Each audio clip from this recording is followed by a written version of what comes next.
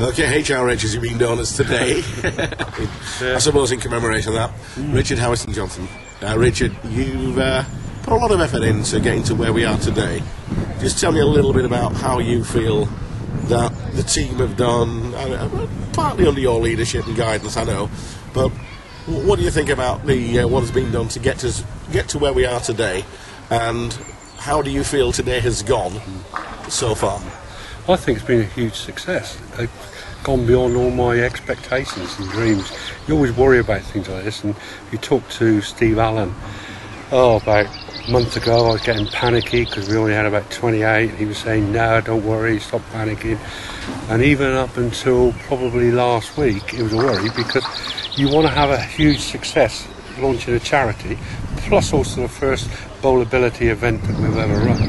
It's testing the team out, is finding our feet, and so you get a bit anxious to make sure it's going to go well.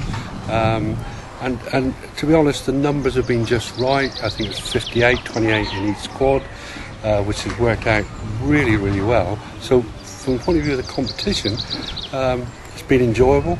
A lot of work's gone in, obviously, by the whole of the team. Everyone, Steve Allen, tournament manager, Lee Hart, who's done all the admin side from the point of view of results and that kind of thing. Obviously, I've tried to pull it together, and you and I, John, have had many conversations over the telephone, which has been helpful.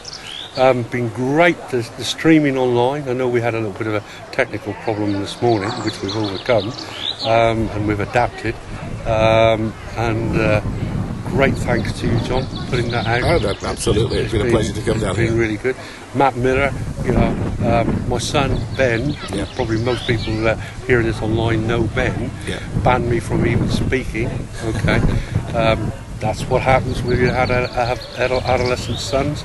So, ideal person, Matt Miller. Everyone knows Matt. Well known, well respected, out there front of the house doing demonstration when the demonstration games are on, interviewing people, talking to people, and during the day, for me, I think the best part of the day was seeing the British Blind Sport, two blind sport bowlers who are going to go out to Kuala Lumpur later in the year to bowl, alongside a wheelchair coach, I'm sorry, I like the guide dog. Apologies. I fell in love with the guide dog. Beautiful dog. Absolutely. It was great to see. It was great. But you pulled a hell of a team together here. I mean, there's only a couple we missed off that one. Mike Quarry and Ray T. So help me out on the commentary. But you put together quite a formidable team. I was really impressed with Ray and Mike. Back in the London a couple of years ago, felt they were absolutely superb. If you give people with their ability the platform or the technical ability to broadcast that, and you give them the free rein, and then you leave them alone. Absolutely, let them get on with it. Which is what I'm doing out here with you. And it's also, for me, it's great that we're bringing together England bowlers, people with disabilities. Gordon Perry, first time to win the London Marathon. First he won the London Marathon, first guy. He's a competitive basketball man. Very capable, very capable. And I did a brief interview with him earlier on, actually, Richard. And I just spoke to Gordon first. He was the first guy here this morning. Yes. I was here about 8:30. Unfortunately, they weren't here until about 9:20, but we'll forgive them for that from the point of view. But also the support from the Proprietors Association, support from the BTBA. We've managed to secure sponsorship from the BTBA, who sponsored today, and also sponsored. One of the sponsors has been the Proprietors Association, as I said, but also the kindness from so many people giving up their time. Which for me is very much what the sport is about. I've been really, really impressed as an ex-PE teacher. Tenpin bowling to me is one of the most inclusive sports that there is. I agree with and you anyone can bowl, and we've proved that today. We've had people who are able-bodied in wheelchairs bowling. That's brilliant, And for me, that's what bowAbility is about. We're forming a charity, ground up. We're not trying to run. We're walking slowly, based on the very good practice with Club Mark. You know, now Club Mark, I said to the BTBA, look, why aren't you doing Club Mark? BTBA said, get on and do it. Formed a team, and now we've got 8 YBCs and a 9th to come online within a week or two.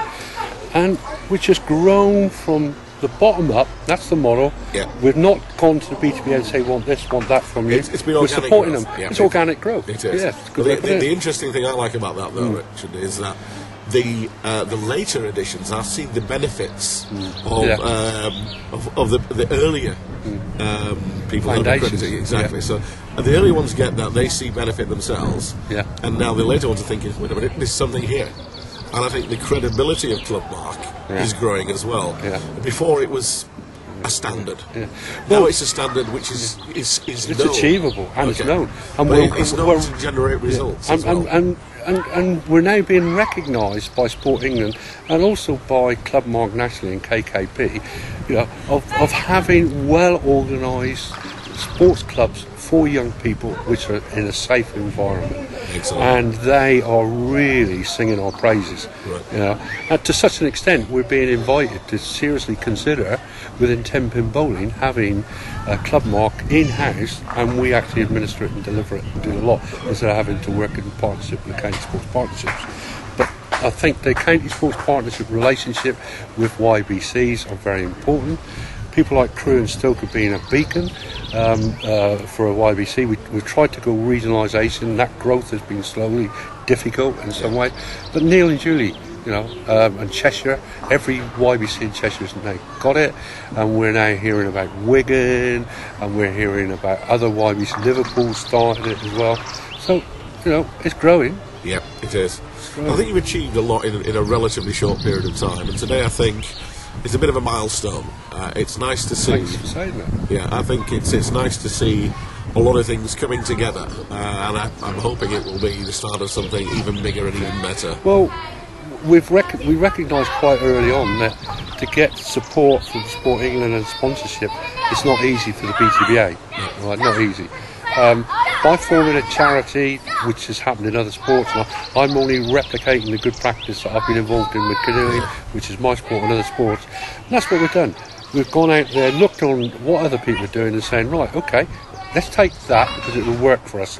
No, that won't work for us. And we're slowly building. But we've got a fantastic team.